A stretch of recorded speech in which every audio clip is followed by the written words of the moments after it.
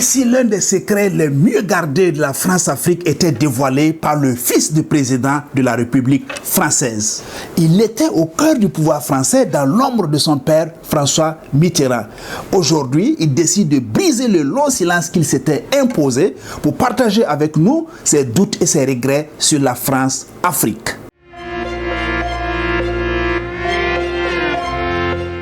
Salut chers amis des livres, je suis Yannick Naré, je suis ravi de vous retrouver pour parler ensemble de livres, d'écriture et d'auteurs.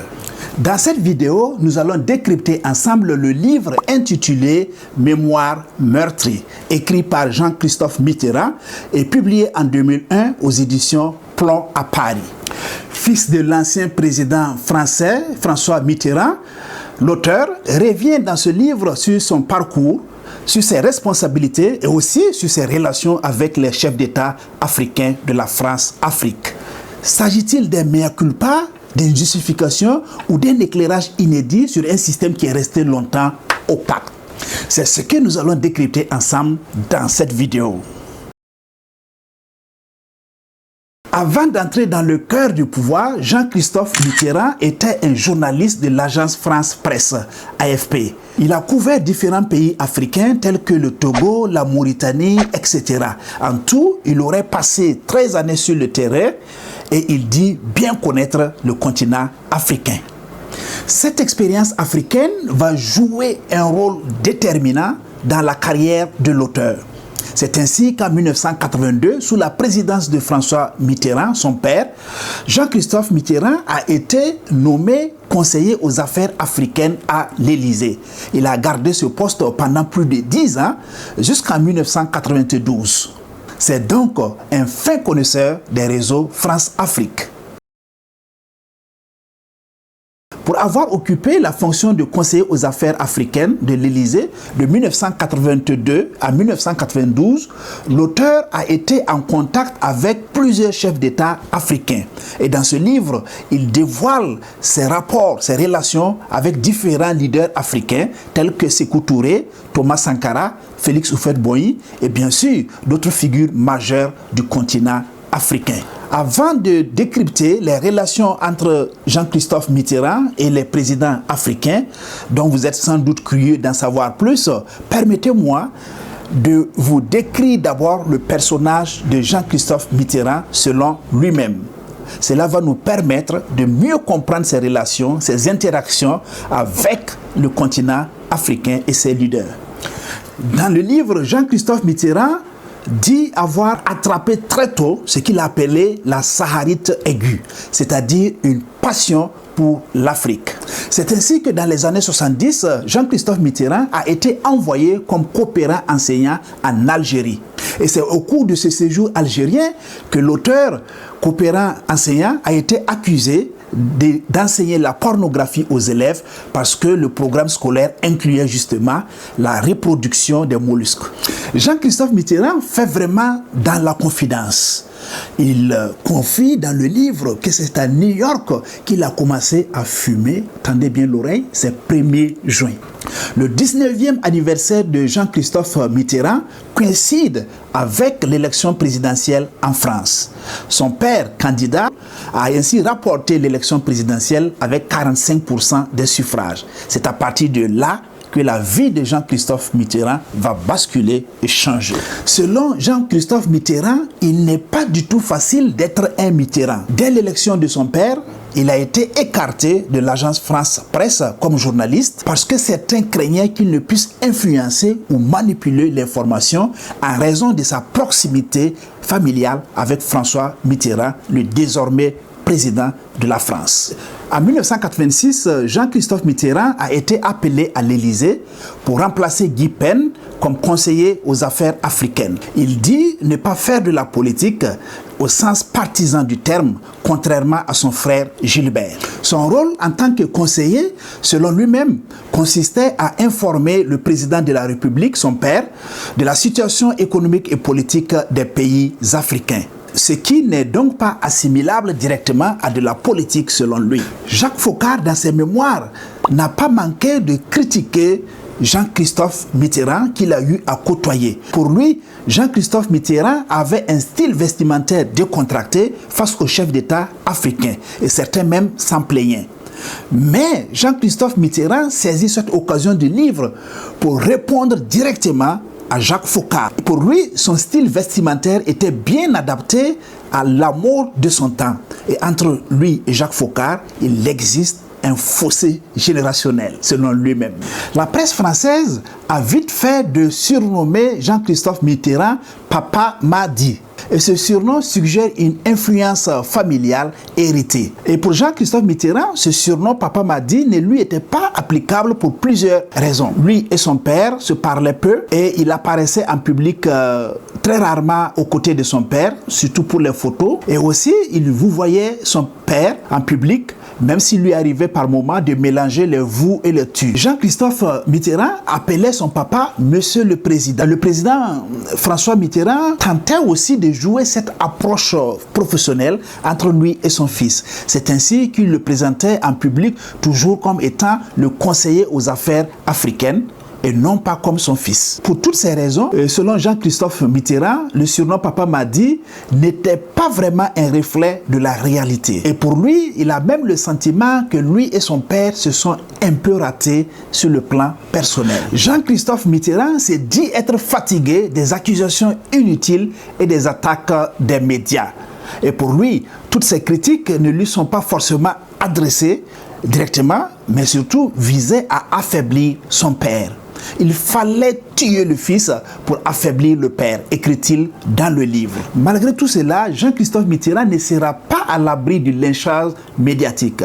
C'est ainsi qu'il sera même juridiquement impliqué dans une affaire de vente d'armes vers l'Angola qu'on a appelée Angola Gate.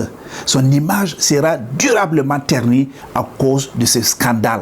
Le livre révèle aussi le silence familial d'abord, puis l'annonce publique de l'existence de Mazarine, la fille cachée du président François Mitterrand. Selon l'auteur, cet épisode est révélateur du silence et des non-dits au sein de sa propre famille. Au-delà des polémiques qui ont visé Jean-Christophe Mitterrand et aussi du poids du nom qu'il porte, Mitterrand, ce qui nous intéresse ici dans ce décryptage, c'est spécifiquement les relations personnelles que l'auteur avait avec plusieurs dirigeants africains. Comment Jean-Christophe Mitterrand voyait-il le leader révolutionnaire du Burkina Faso, Thomas Sankara? Et quelle était la lecture politique de Jean-Christophe Mitterrand vis-à-vis des régimes africains?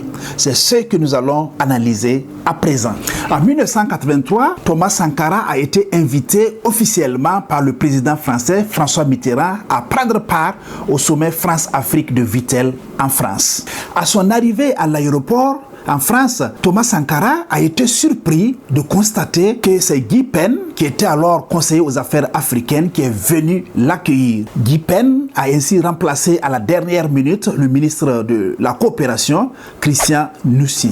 Pour Thomas Sankara, son accueil par Guy Pen est un affront et une provocation de la France. Il se souvient que quelques mois plus tôt, alors qu'il était Premier ministre du président Jean-Baptiste Ouédraogo, il a été arrêté et emprisonné le même jour de la visite de Guy Pen à Ouagadougou. Et pour lui, il ne s'agissait pas d'une simple coïncidence, mais d'un complot auquel Guy Pen serait mêlé. Furieux de cet accueil, Thomas Sankara menace de rentrer immédiatement à Ouagadougou et de ne plus participer au sommet de Vittel. La situation commence à devenir explosive. C'est ainsi que le président François Mitterrand convoque immédiatement une réunion de crise. Au cours de cette réunion de crise, c'est Jean-Christophe Mitterrand qui a été désigné pour gérer personnellement cet incident diplomatique. Et François Mitterrand l'envoie en mission auprès de Thomas Sankara avec des instructions bien claires. Je cite: « Tu ne le lâches pas, je ne veux pas d'autres incidents. » Malgré cet incident, malgré les rapports difficiles entre François Mitterrand et Thomas Sankara,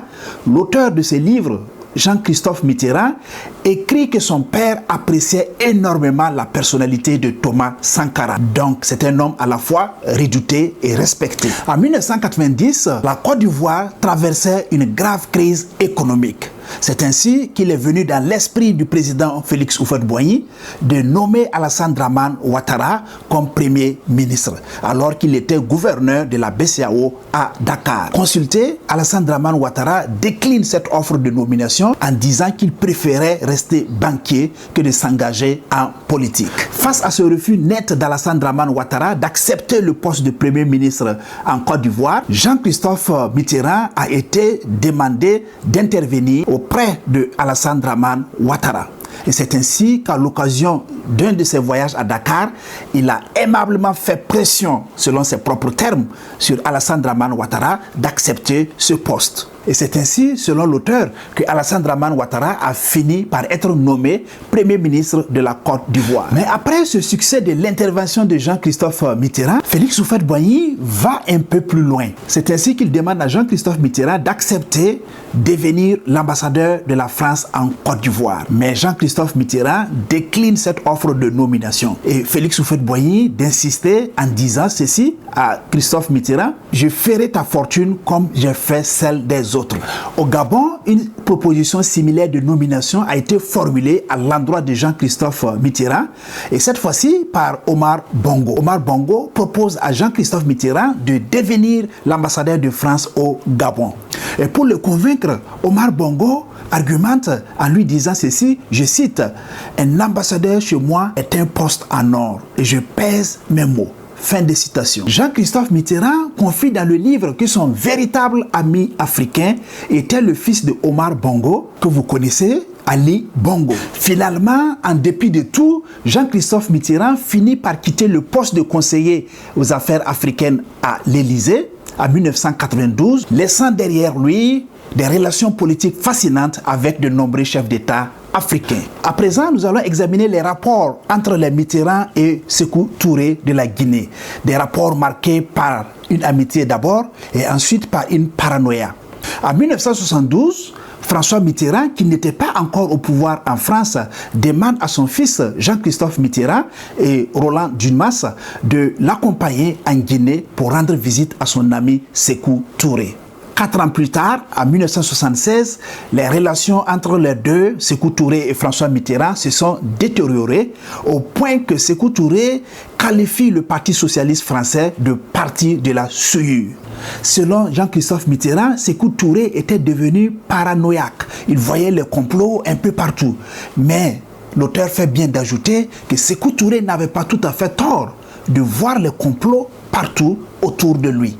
Enfin, en 1982, Sékou Touré effectue sa première visite officielle en France après l'indépendance du pays en 1958, soit 24 ans d'absence de visite officielle du président Sékou Touré en France. Que retenir de ce livre intitulé Mémoires meurtries, écrit par Jean-Christophe Mitterrand et publié en 2001 aux éditions Plomb à Paris. Ce livre nous révèle comment la réputation de Jean-Christophe Mitterrand, le fils de François Mitterrand, a été médiatiquement terni, sans doute en raison de son statut de fils aîné du président de la République française. Dans ce récit bien écrit, Jean-Christophe Mitterrand cherche à laver son honneur, à se blanchir de toutes ces accusations portées contre lui. Et pour cela, il fait un choix stratégique en choisissant Pierre Péan comme préfacier. Pierre Péan est un journaliste français très influent et c'est celui-là même qui avait contribué à populariser le surnom de Papa Madi et aussi à colporter de nombreuses autres rumeurs contre Jean-Christophe Mitterrand. Dans la préface, Pierre Péan reconnaît humblement s'être trompé et aussi avoir contribué à véhiculer de nombreuses informations non vérifiées contre Jean-Christophe Mitterrand. Avant de terminer, je voudrais vous recommander 2 autres ouvrages de l'auteur Jean-Christophe Mitterrand. Le premier livre s'intitule Angola Gate, Jean-Christophe Mitterrand. Le deuxième livre s'intitule Jean-Christophe Mitterrand, le fils d'à côté. Si tu aimes les décryptages politiques sans tabou, je te demande de liker cette vidéo et aussi de t'abonner à la chaîne Yannick Naré si ce n'est pas encore fait. N'hésite pas aussi de partager cette vidéo pour qu'elle voyage très loin. Mais avant de nous quitter, je voulais demander ton avis en commentaire. Est-ce que selon toi, cette confession du fils du président Jean-Christophe Mitterrand est-elle sincère? N'hésite pas à écrire dans les commentaires. Allez, à très bientôt. Je vous dis ciao.